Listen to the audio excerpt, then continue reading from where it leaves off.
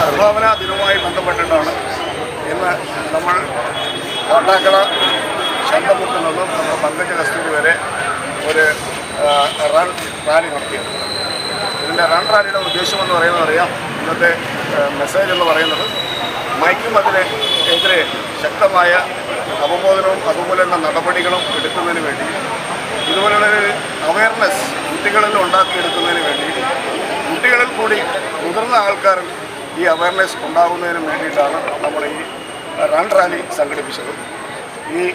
ഇവിടെ നമ്മുടെ SPCയുടെ കാട്ടാക്കട സബ് ഡിവിഷനിലെ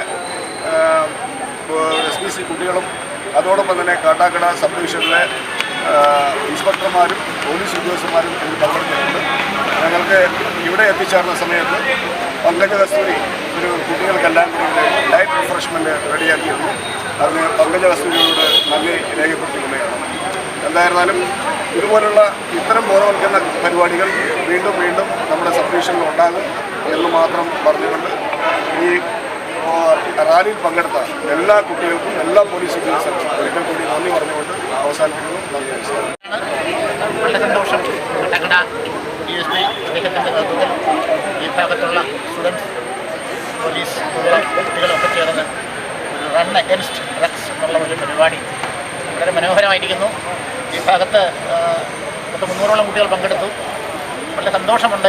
ഇതുപോലുള്ള പരിപാടികൾ കൂടുതൽ ഊർജ്ജസ്വലമായിട്ട് നടത്തിയാൽ നമ്മുടെ നാട്ടിൽ ലഹരിക്കെതിരെ നല്ലൊരു മൂവ്മെൻറ്റ് പറ്റും എന്ന് പ്രതീക്ഷിക്കുന്നു. എല്ലാ ഭാഗങ്ങളും നേരുന്നു.